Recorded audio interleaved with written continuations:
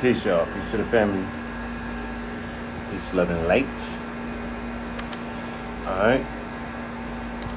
I just wanted to tap in real quick before I go to this wedding.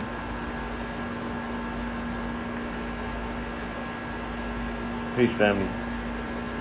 Yeah, I just wanted to tap in real quick before I head out to this engagement. Today's 7-11, and I said that I would tap in Islam, and we're going to discuss some real quick Moorish history on this day of 7-11. 7-11 is a very significant day in world history. Without this date in history, the entire planet would not look like how it looks today. And whether that, some people consider that a plus positive or what have you, that's neither here nor there. What we can't be dismissive of is the fact that they have manifested on this planet as a result of the incidents that took place in 7-11 AD. So, for the interest of world history, for the interest of, teaching world history, especially the parts and the components of world history that are often overlooked but are easily Googleable, right? Then it's no longer our responsibility to say, oh, you didn't notice. The history is available. It's not conspiratorial. You feel me? Right. It is definitely part of world history, but it's just sitting there and nobody's putting it into proper perspective. And as a result, like I said, the planet is at a detriment because melanated people have been lied to about their history, especially pertaining to their inferiority. Right. And Europeans have been lied to about their history and their claim on superiority. Exactly. And no one is stepping back and seeing the fullness of the picture to say that there's a big chunk missing. Like when they give you the whole idea of the Pangea, right? Or the connected planets or the Right. connected planes or continents. And there's a big gap missing. And they're like, what's that? Right. How can you can't complete the picture until you're inclusive of certain parts of that particular puzzle or that picture that's missing, right? That's a fact. Whether that's Atlantis, Lemur, whatever it is, right? It's the same thing with world history. World history is thrown into a whirlwind because the completeness and the wholeness of world history is not being properly taught or put into perspective. And again, by teaching this history, by exchanging this information, it's not a outright endorsement of anybody's activities, political affiliations, claims to nobility or sovereignty or any of those things. Right. We're teaching a history lesson about 7-11 AD. It's not an infomercial. It's not an infomercial, right? It's a history lesson, and it's an opportunity to do what our teachers did not do for us. Our school teachers, it's an opportunity to do what the church didn't do for us. Right. It's an opportunity to do even what our parents didn't do for us. And that was answer a lot of questions that we had that seemed out of place. Like, what are these Africans of high nobility doing in Europe? Look, I'm just telling you how I interpreted it, right? Right. Even though I was raised in a household that taught me different. Let's say that I just had public school education, Right. right? Let's say I was never exposed to anything. Public school education told me that I came from a people who were captive, Right. brought here on slave ships, Right. made to participate with a level of servitude that they termed slavery. Right. And then my people got let go with a proclamation that was issued by a president, right? Right. Who got killed? Who got killed for that, right? So that I'm supposed to feel a level of compassion for this individual, right? Savior. The savior. They gave us. It's a savior. They gave us another savior archetype, Right. right? But granted, That's marketing. We're not even gonna, knock that, Right. right? That's what they're supposed to do. Why wouldn't they? I'm gonna miss an opportunity to present a quote unquote, a concept of what an American hero looks like. Somebody for you to now give all of the credit to. Right. Why would they miss the opportunity to do that? So that's understood. But what I'm saying is that all of these things were taught to me. I would be of the mindset that same way that they said the Europeans, right, were going to India Right. and they bumped into the Americas, right? Lost. Hmm? Yeah, they got lost, right? So they got rerouted. Right. The same level of education would have you believe that Europeans and Africans had no contact maybe until the 1500s, Right. right? Or the 1600s, okay? And then they say that Africans had no, okay, No, I'm saying that they sell it to us that the first time we encountered Europeans and saw them, it was in the 14 and the 15, and we were so surprised. yeah, we were surprised because we never saw Europeans. Um, we were in primitive garments, right? Right. We were booty scratching. Right. We saw somebody who we correlated to a sky god, and they tell us the story on both ends of the Atlantic, right? So they tell you that Montezuma and Jaguar Paw and all of them was the same. Quasicoto, all of them, right? They thought Right. that the European was Quasicoto, Right. right? And they never seen a European, so they thought that they were seeing God. And these people, who by their admission were very savage-like and violent, became unviolent because they bore witness to the purity of whiteness. You know what I'm saying? And the And they allow these people, they allow these people to massacre them and take all of their gold. and those who remained were baptized and Christianized and civilized, and as a result of their civilization, communities were built. That's what they're telling us, right?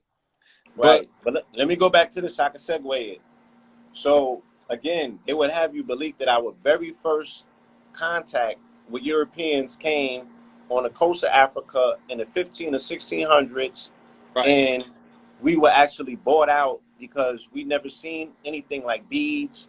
We never drunk anything like rum, right, right? How do you explain the Moors in Europe then? right, How do you explain a deeply entrenched African presence in Europe where there was a lot of alcohol drinking? Our people had all sort of beaded garments, right. right?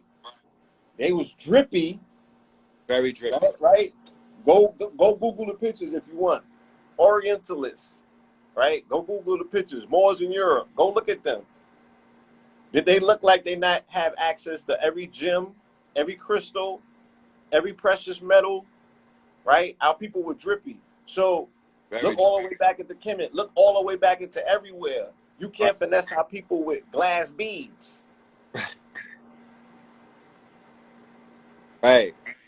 Show me a picture of our people, and we look like we was struggling and dusty. Like I could show you a picture of somebody today. Show me a picture of us in antiquity where we were struggling and dusty or wearing some types of animal furs that have fleas in them. Show me that. Right. Go ahead. So in school they never taught us about Mansa Musa. Never. In school they never taught us about Abu Bakr. In Never. school they never taught us really about Hannibal and the Punic Wars. They did not tell us the importance of Punic Wars 1, 2 to 3. They didn't teach us the importance of Punic Wars 1, 2, and 3. Nope. Right?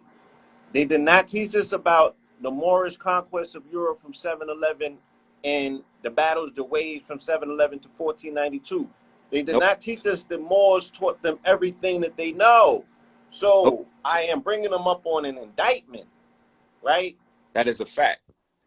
For lying to both quote unquote races and causing the confusion that we see on the face of the planet because nobody can properly see themselves if you take this big piece of history out. Because now you have to change every other narrative that you have posited from that point on, right?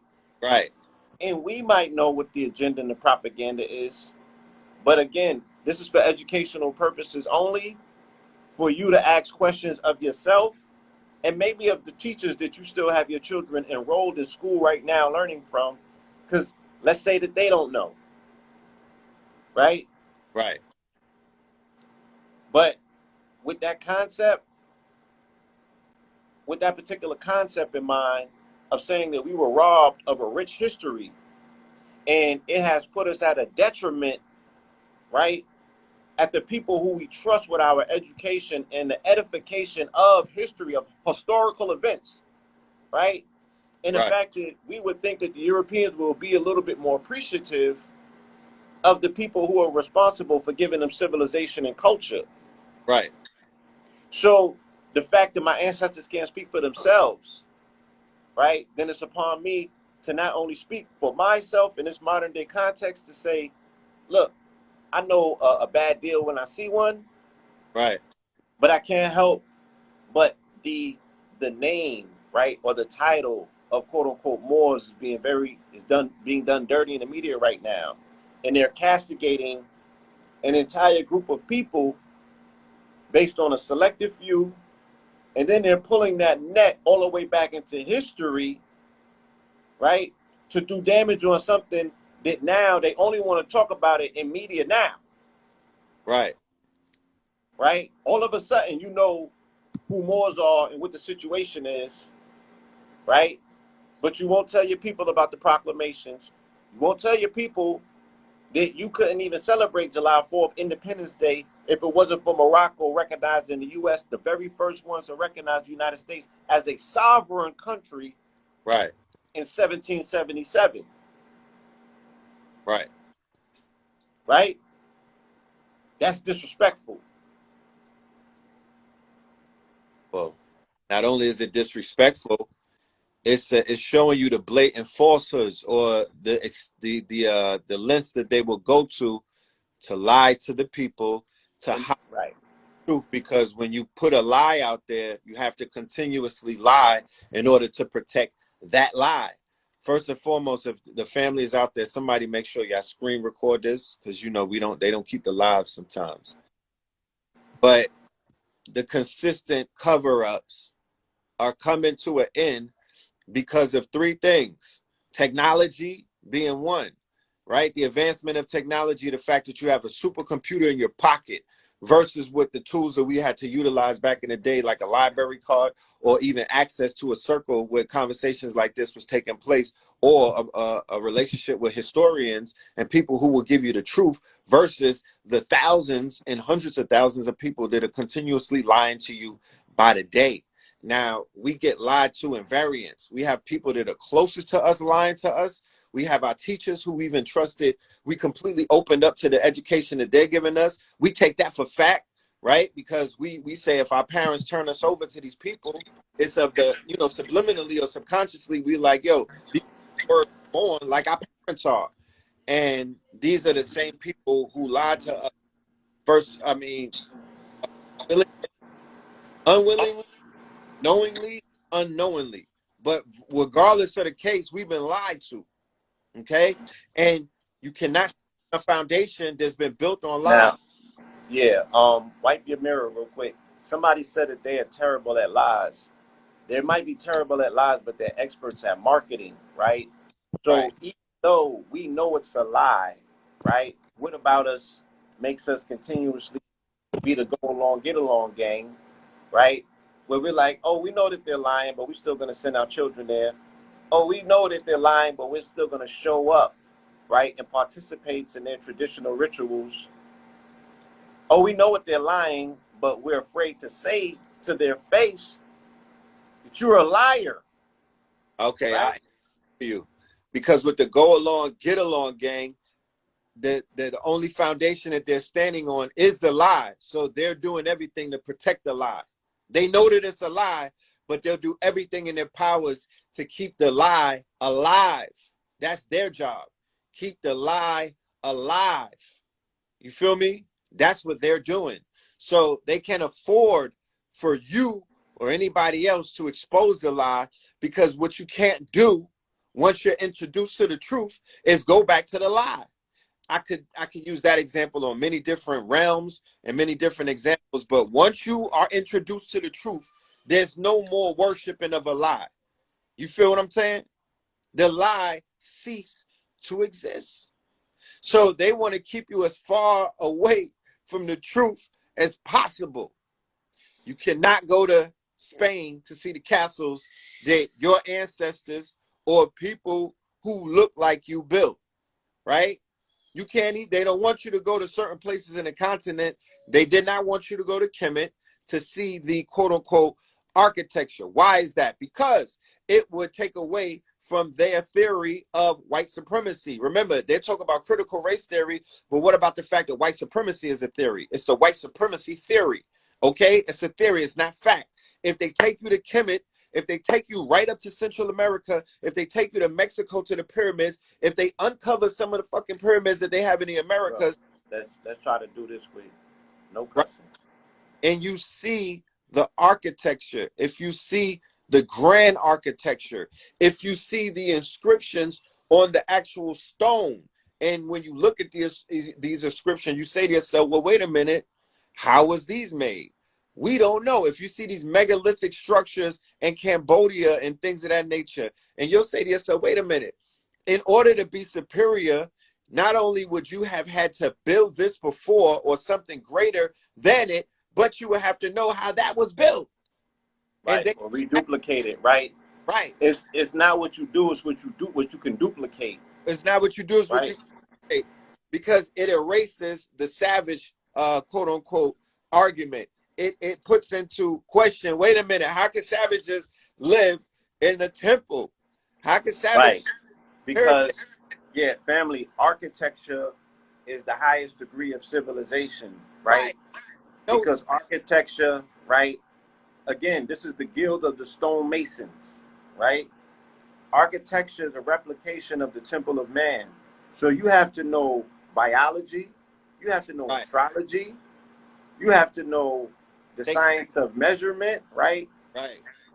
You have to know all of the sacred sciences in order to be an architect that builds an edifice that is able to sustain, right, all of the forces of nature for 3,000, 2,000, 5,000 years. Right.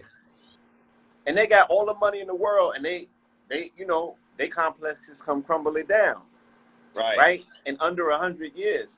America needs to be rebuilt. Look at infrastructure-wise. Look How at old do you think America is? America celebrated its 245th birthday on July 4th. But the infrastructure for America was built in the industrial age, right? The industrial age of the steel magnets and the Rockefellers and all of them, they just started building this country in the 1900s. Right. Now, wait, what live is this? We on somebody else's live? Why you say that? Because I'm seeing mad people asking, are we brothers and do you have a twin? That's bad. That's bad marketing. Anyway. That's real bad. It's real bad marketing, right? So my thing is this, yeah. If they just started building the infrastructure for this country in the 1900s, in the early 1900s, on or around the same time that melanated people were building out Black Wall Streets across the country, right? Multiple. We're talking in the dozens. Right? How is they got to replace the infrastructure for this crumbling country already? And it's only 2021. But you had ancient civilizations that built irrigation systems, right? And built those edifices and those structures and those castles, especially the ones that you see in the new documentary, The Lost History of Flat Earth. Now, shame on flat earthers, because never once have I ever heard a flat earther or anybody in that paradigm give credit to Moorish/Arabic mathematicians who built those structures and those edifices. And were utilizing free energy. They that and talk about it was aliens. Who was it? It was Moors. Right.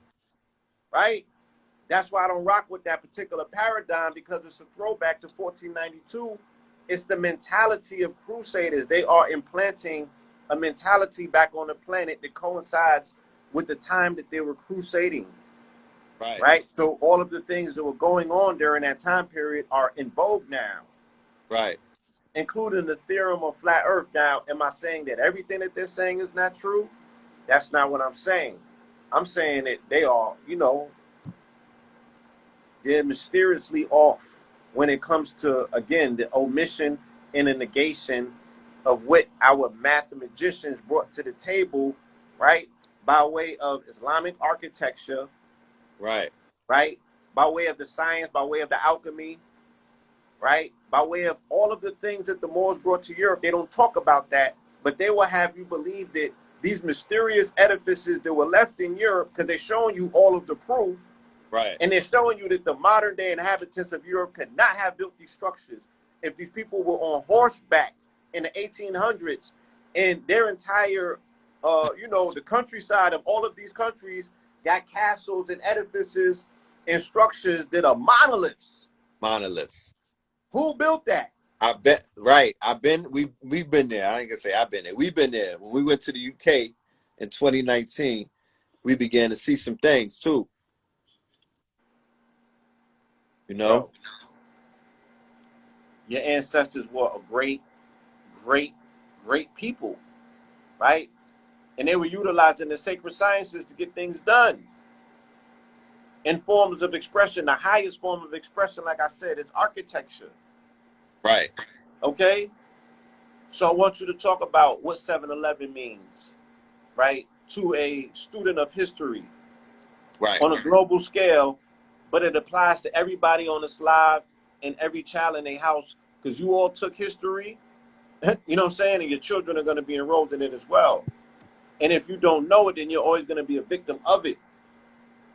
Right. Right. Right. So can you speak to it? Right. Well, it's very interesting that we have this day 7-Eleven right on the cusp of the conversation that's taking place. That's called critical race theory, where you have different states mandating that the schools do not teach the students critical race theory, because there's versions of American, United States of America history, European history, and also global history that we've been erroneously lied to about, but they continue to lie to our people. And like Blue says, depending on a lie, if your whole history, if your perception of who you are and who the people who look like you is based off of a lie that somebody conspired to tell, a collective of people. It's not just in the education system. They conspired in Hollywood. They conspired in the education system. They conspired in the museums. They conspired in all of these different institutions to lie to our people, to hide the truth. Because if the truth is revealed, then the lie can't stand anymore. What is the lie? The lie is white supremacy. What is the lie? The lie is that the same thing that they're arguing about in critical race theory, that the white man is not that bad. The lie is that you're a savage. The lie is that you're the have-not and not them. The lie is that you're not the have. The lie is that you live in scarcity and not in abundance. That's the lie. That's what they want you to believe. That you come from scarcity. That you come from lack. That you haven't contributed anything. That you don't have a seat at the table because you don't deserve one when you're the table. So in the year 7-Eleven, the history of, or the course of history was shifted. Why is that? Because on 7-Eleven, it was a general called Tariq who led an army. And at this point, it wasn't that large of an army. He led a strike team into Europe, through the Iberian Peninsula, where they went through the rocks of Gibraltar, right? And if anybody is familiar with the Iberian Peninsula where the Rock of Gibraltar lays, you see that that's the closest point where Africa and Europe meets, right? So they were able to go in and they toppled the Gothic Visigoth kingdom, okay? When you see these people of European descent and they're in Gothic uniform and they listen to Gothic rock, and they're into all things Gothic and whatnot. Well, that's a throwback to a kingdom and a way of life in Europe where the Gothic kingdoms took over and sacked Rome and toppled a lot of these European nation states, and they were living in barbaric. They were living in what was known as the Dark Ages and very barbaric conditions. So Right. with the Vandals, Kings living in barnyards. kings living in Rat barnyards, infestation. One yeah, bath a year. things like that. Suppression at a high level. You know, when you look up the barbarians, the Vandals, the word vandalism comes from Vandal culture, right? So the Visigoth King Roderick was defeated by Tariq and his army, and then they began to push forward and they began to conquer different provinces in the Spanish region, and they pushed all the way up into France, and they ran into a man by the name of Charles Martel, right? The Hammer, and Right. With the Martell alcohol is named after. exactly what the Martel alcohol is named after, and has the logo of the Remy Hammer, Martin, right. right? So they're toasting. Remy, yeah, they're Right? toasting.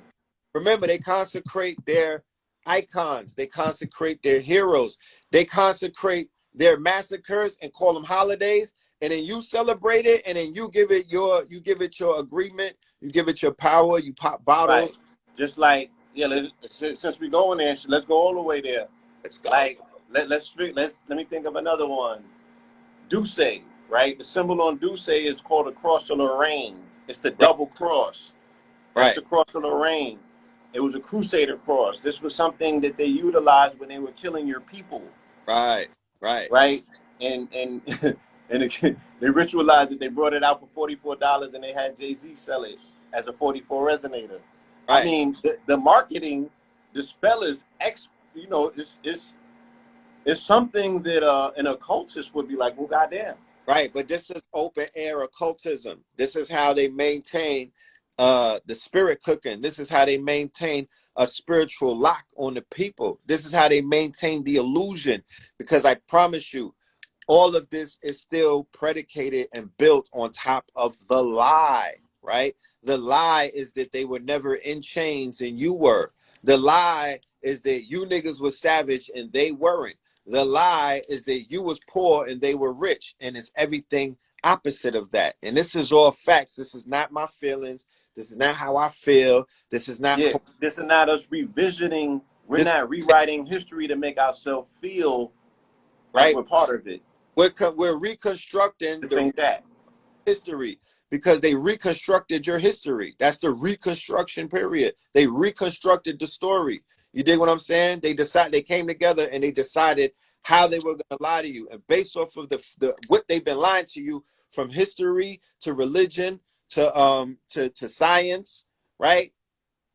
And a few other things, to health and to wealth. As a result of that, why wouldn't we be a dysfunctional? Why wouldn't we live in a dysfunctional reality? Because I'm not gonna be like, oh, we're a dysfunctional people. No, nigga, we're in a dysfunctional reality. Fuck is you talking about? We're in a dysfunctional parallel universe. It's not just us. Everything is in dysfunction because niggas is living a lie. You know what I'm saying? They're perpetrating a lie on a daily basis. Yeah, right. They're living through his story and not mystery. Not the mystery, but the history. And the history is downright erroneous. It's Yeah. false. So, what else can you tell us about 7-Eleven? Yeah. So, and in 7-Eleven, um, what began to happen afterwards, after the conquest of the Iberian Peninsula, right? So when I say Iberian Peninsula, I'm not just speaking about Spain. I'm giving you the whole picture. I'm talking about parts of Italy. I'm talking about Portugal. I'm talking about Spain. This is when empires were beginning to get erected. People that say, oh, Red Pill, why would they go into Europe? They should just leave them people alone. Well, according to the story, they were invited into Europe by a person who was over there who was the mayor of a certain province, and he basically had enough. He accused King Roderick of raping his daughter, and at this time, the religion of Islam was beginning to spread by the sword, right? So they were like, you know what? We're gonna go in there and we're gonna basically, probably, Civilized. hey, we're gonna civilize them. We're gonna clean them up, right? As a result of the cleanup, Tariq burnt the boats. When they got over there, he burnt the boats, right? That's a tactic you have where you build the confidence in your men, and you make it as a true general of warfare. You make it a mission that nobody can back down. This ain't gonna be like Boys in the Hood where homie get out and be like, when Trey go home to punch the air. You know what I mean? We're gonna burn the boats. There is no turning back. It's No victory. plan B's, right? No plan B. It's 300, right? victory or death. So that's how they went out. And once they were in Europe and they decided to settle in, and they began to spread the religion of I self Lord Master as a means to civilize these people who were, practicing bestiality, all forms of sexual deviancy. I just want to leave it at that, right? Yeah, let's leave it at that. They were practicing the ritual of not bathing because they were following the edicts of their popes, right? They were following the edicts of their quote unquote religious heads, and their king of their royalty did not wash up. They said that you could smell them miles away. This is a fact. When the Moors came with the frankincense, myrrh, right, in the stage, right, things like that. Then they had to basically, and people are like, yo, why did the Moors bring all of that civilization? They was living amongst animals. They was living amongst savages. They was living in places where they had to advance perfume. They had to create flower gardens and things of that nature. They had to create air-conditioned systems and whatnot because of the stench. Europeans in Britain, shout out to the Mandem in it, right? The bruvs that are out there, you could co-sign what I'm saying. That up into the 1800s. Yeah, I mean, point, right? Let me segue real quick. Think about this concept when they say that Columbus and them came places and killed people on contact with their germ water. Right. What sort of funk do you have to have coming from you, right? Because now we in the midst of COVID, right? Yeah. Right? And people can't wrap their mind around, oh, there's an invisible airborne pathogen. Imagine one that you can probably see and smell because the cloud was so thick. Right. They will come in contact, killing off civilizations of people who didn't have the immunity to deal with that level of germ. All right, the German, right? German. Yeah. Go and watch the movie Parfume. That's Parfume, Parfume, I believe. They get into that. The Europeans, like I was saying, thank you for that assist, my good brother, Chris Paul. You know what I mean? They used to defecate in the middle of the square. They didn't have a sewage system, right? They would defecate, Pepe Le Pepe. They were defecating in the city, in the middle of the square, and it would build up like a mound. That's a fact. By London Bridge and all that. So we talking about death upon contact. That's not, you know what I'm talking about? Death upon contact. Right? Yeah. Because imagine, you are what you eat. You know what I'm saying? Based on what you eat, you can smell a person, you can smell what they eat through their pores. Facts. So I can't even imagine, right, what their dietary regimen must have been like, right? Because this wasn't, they weren't living tropical. They was not living tropical. They wasn't on the vegetables. We're talking about medieval Europe. If you go and look up what the diet was over there, it'll make you barf. They didn't eat spices. 11 and how that year changed the world. That's the topic. Facts. If you came back from India with some spices up in Europe, you was lit. You was lit. You had the Zaza. Right. Like you was him. You took, yeah, you was him. You came with the spice. Yeah, you had a kilo of Cuban. Oh, you had some Sazon in Spain, nigga? Like, Oh, nah. once they captured the spice market, that's when they was lit. They came over here, the bisons disappeared. What do you think? They killed them and just threw them away? They was eating them niggas raw. It has No sazon. yeah, the phenotype of the European in places where the bison exists is 100% different from the phenotype of the European and United Kingdoms. Me and Blue went over there. If that's their motherland, right? If the UK is their motherland, if Europe is their motherland, and the European, this in Europe, is completely different from the European in America, what does that tell you? That's a fact. Again, these are not straight white folk that's over here, most of them. I mean, some of you know eat, right?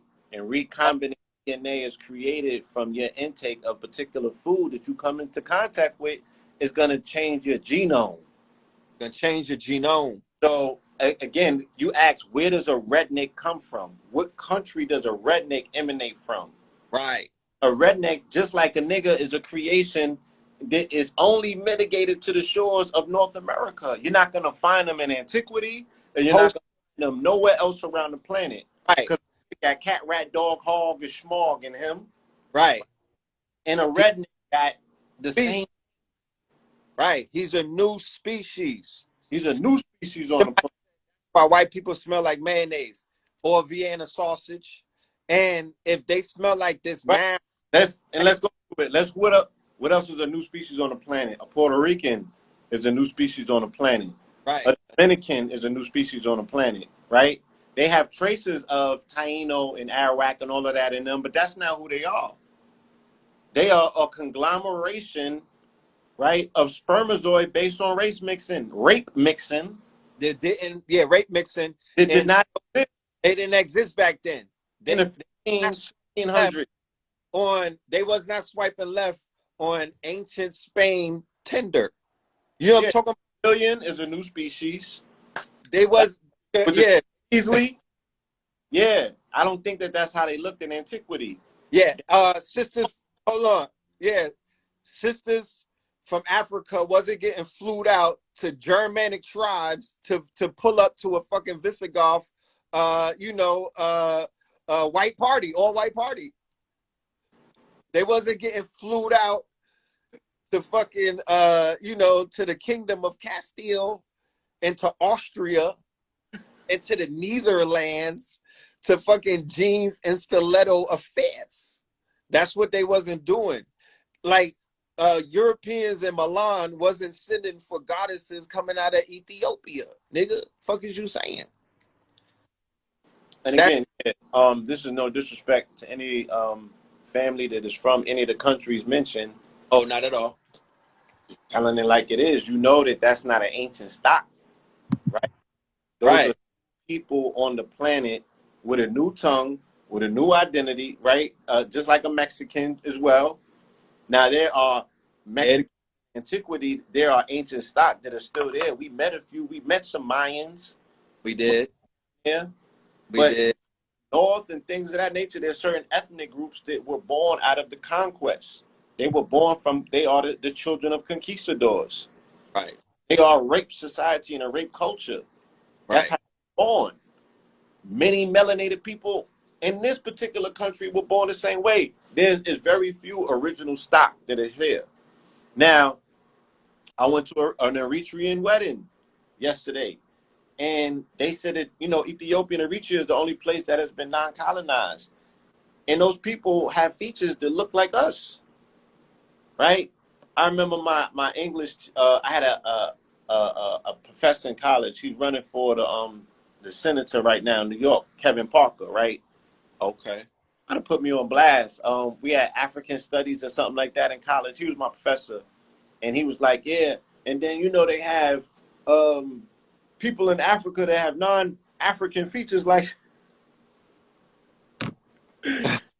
some pointed at me, and I was my nigga. What are you talking about? Right, And there is a prototypical archetype when you think of an African with wide nose, flat wide nose. You know what I'm right, saying? Wider lips or what have you. But he never spoke about the Fulani. He never spoke about Ethiopians. He never talked about Eritreans. And right, then melds and meshes into Somalians and Sudanese. And then from Sudanese, you go up into Kemet. You know what I'm right. saying? They That's have different features and different phenotype. And then they that, say these are some of the oldest people on the planet, though. right. Uh, That's the African phenotype, the sub-Saharan. yeah. Uh, Pennsylvania has the largest concentration of Germans outside of Germany. right. The German stock is the largest majority of Europeans in this country. It is the It's German. German, the Germ man, the Germanic tribes, which would be the Vandals, the Visigoths, and the Ostrogoths. Those are those tribes, the Germanic tribes. Look it up. Those were barbaric. Those were Viking-like. You know what I mean? The German, right? Yeah, so 7-Eleven, they came, they established themselves, they set up kingdoms, they spread, the Islam or what have you, but they had cosmopolitan civilizations as well. Can you speak on that? Yes, they did. They had a lot of cosmopolitan civilizations where people of all religions were allowed to express their religion. The quote unquote Jews, they were in the Iberian Peninsula. They would be known as the Sephardic Jews. They began to in the Zohar, the people that practice the Zohar religion. Of course, people in the earlier phases of the Christian religion, they had debates. They would have intellectual debates, and they were also known for their treatises and their books that were written based off of of different scholars that come out of different schools of theology and different schools of thought and whatnot. Keep in mind, we're not talking about a day and a time where books could be duplicated. We're not talking about a day and a time where they had open libraries and whatnot. Whatever was in the library, usually those books were one-on-one. But the Moors had Yeah. so much. Have the printing press was created in 1440. So prior to the printing press being created, which some people note as the illest creation ever, and 1440 was around the year that the gunpowder also was created. And this is actually around the date that Raku attributed as the beginning of the Aquarian age. Whole nother conversation. Please continue. Right. So in these cosmopolitan cities and whatnot, you even see the rise of what we know now today as universities. Most of your Ivy League schools originally started out as translation schools. What are translation schools? Thanks for asking. The translation schools were schools that were set up, or they were institutions that were set up by a European king, Alfonso X, and he was basically big into education. He wanted to educate the Europeans who were 90% illiterate at that time and were not known for their smarts. But here you have these Moors, and here you have people who the Moors were attracting, and you have Jews as well who were very edified in their teachings and whatnot. They're out here putting together formulas. They're out here creating shit, inventing things, living their best life. You know what I'm talking about? Just really guarding and whatnot. So he made what is known as the translation schools, and in the translation schools, the works, the books, the treatises, and things that the research was basically taken and then translated right into the languages that most of these Europeans were speaking at the time. They were being translated from Latin, they were being translated from Arabic, and they were also being translated from the it was It was the Arabic, it was Latin, and it was also Greek and whatnot. So keep in mind, the Moors are known to be multilingual. They did not speak one language. They were polyglots. They spoke multiple languages. They taught in multiple languages, and they were also able to translate things in multiple languages. As a result of the translation schools, you had the birth of the first European universities. Facts. So imagine if somebody come in and they like, yo, I'm gonna run up in Red Crib and I'm gonna get all of the rhyme books, right? And they took 100 rhyme books from Red Pill and Blue Pill. They ran up and caught Cambada's rhyme books. They got loaded Lux's rhyme books. You feel me? And they went to Checkers. They went to Turkestan. You know what I'm talking about? Or they went to Japan or somewhere, and they translated our rhyme books to their bars, and then that's what they known as forever in a day, because they have now they make billions of dollars. They blow up. They become global stars. People start following them. They like, yo, you a legend and whatnot. But they took your rhyme book in the first place. They rhyming. You know what I mean? What did Jay say? They jacking the slang. 3 cuts in the eyebrows. So they take everything. They take the rhyme book. They take our education. They take our information and they make it their own. Imagine if somebody came and swooped up all the DVDs off of 125th Street when there used to be like 5 racks of them out there, and they take it to their country and they set up shop with all of this information, but they re-record everybody and put them in whiteface. That's what we're dealing with. That's what we're dealing with. Yeah, stolen legacy. That's what we're dealing with. When you go in these museums, that's just remnants of some shit that they just pillaged.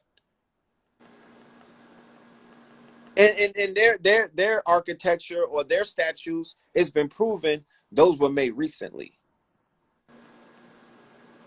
You know, the little statues with the tiny phalluses and whatnot, those were made recently. They're not they're not vintage. So Right. they So again, so we're led to believe that a person who can't make a cast statue, right, out of plaster or what have you, whatever, right?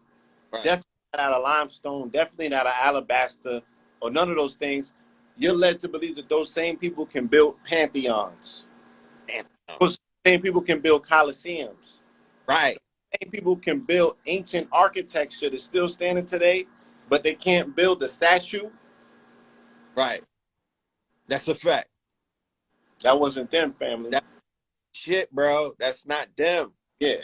Like, so Well, when yeah. So you would build a pantheon with a pillar, a gigantic pantheon, but you wouldn't embellish your wiener.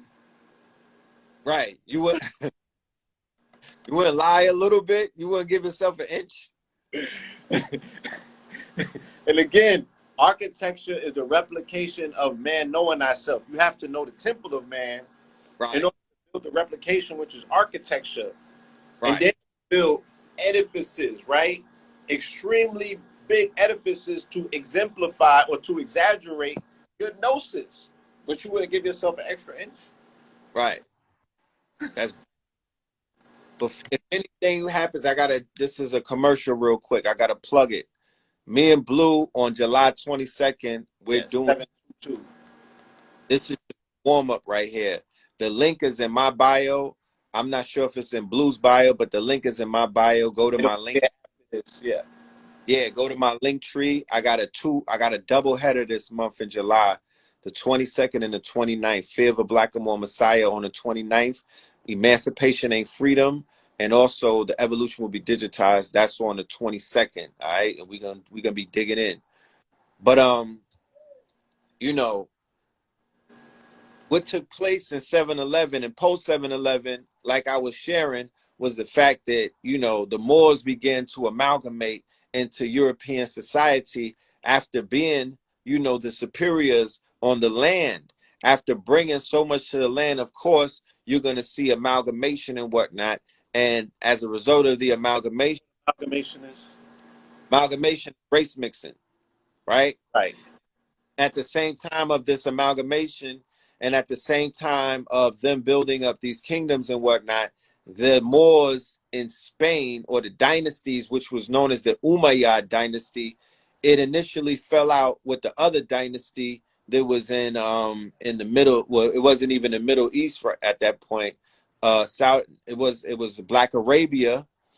There was a falling out between the two families based off of who was taking over after Muhammad made his transition. This conflict lives on to today, to this day. You see that with the Saudi, with the Wahhabism. Sunnis and Shiite, yeah. You feel me? The Shiites, yeah, that goes all the way back into those days. So the Moors in Spain wasn't fucking with the other Moors. There was, over there in Africa. They kind of stopped fucking with them. They were more aligned with other dynasties that were in West Africa later on, but we'll get to that. No more Latin today. Come on. I said As no more Latin today. Let's go. The Moors getting pushed back by Charles Martel. The Europeans the Austrians, they double backed into Austria. There was a European by the name of Pelayo, and he began to build up the strike back. He was able to build up the people, the army and whatnot, in order to start taking the Moors, to try. This is where you find the rise of one of their heroes. It was also a Moorish hero at one time. That would be my dude. And there's movies about him as well. El Cid. Oh, El Cid, right. Cid became a Moorish slayer. There were many Moorish slayers and whatnot throughout the history, because keep in mind, around the year of 900 is when they began pushing back what was known as the Reconquista, and that was a campaign to reconquest back to the Europeans. They were only able to proceed all the way in 1492. Throughout the years of 900 and 1492, there was constant conflict. There were battles. Some battles were lost. Most of the Moors were able to maintain their leadership, but then there was internal conflict where one disposed of the other. So you have the Abbasid dynasty, you have the Almoravid dynasty, you have the Nasir dynasty. There was a dynasty that was from West Africa. There was mostly Africans, dark Africans from West Africa, and they came exposed of the dynasty that they preceded, because that dynasty was getting too soft. So there's a meme out there that says strong men create. Let me see. I'm gonna read it. It's about the times. You conquer a place, you start getting comfortable, and entropy begins to settle in. You know what I mean? You start getting soft. Start getting relaxed. You start getting comfortable. Right? Here you go. Let me show you. Hard times create strong men. Strong men create good times. Good times create weak men. Weak men create hard times. The cycle, right? You see the cycle. You see how it goes. So yeah, they conquer things. They take over. They build these castles. Keep in mind, the majority of castles in Europe are Moorish. After the Europeans were able to reconquest and reconquer the castles, they took down the star and the crescent, and they put the flags up there. They Europeanized it. They took down the stained glass and started putting up their iconography. They Christianized it. But prior to that, that's all us. We're the ones that are responsible for all of that sacred geometry. When you go into Morocco and Fez, and you see the sacred geometry over there, you see the same thing in Cordoba. You see the same thing in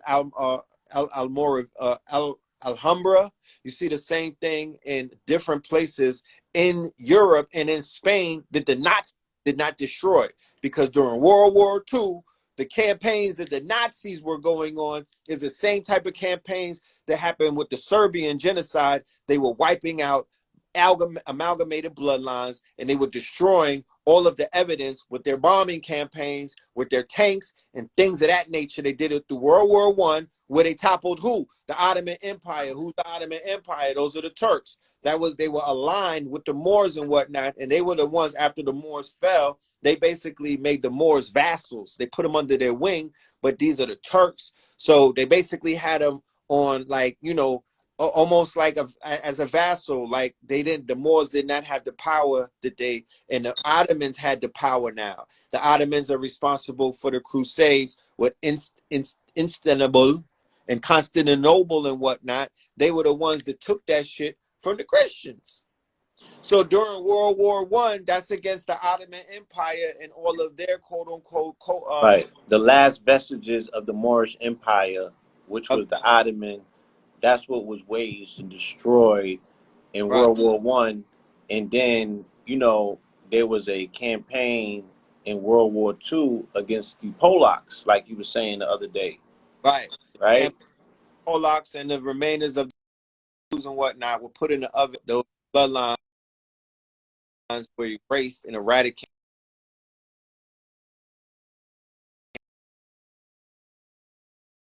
And what remember, Nazis got them first.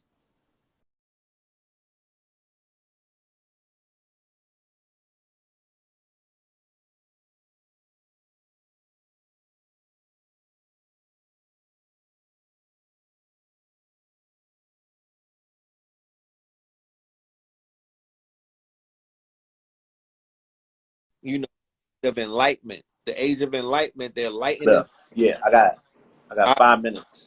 I got 5 minutes. All right, so save this live, fam, and the live is freezing. Uh, we might be back for Melanin Mondays. I think I'll bring you back so we can keep dropping this information, because it's, you know, it's the dog days of summer. It's that time. It's right. No time to play. There's a solar flare, one of the biggest that's scheduled to is impacting the planet now. Between today and tomorrow is hitting 7-11, 7 times 11 is 77, harkening back to the date of 7/7 with the assassination, right? 77.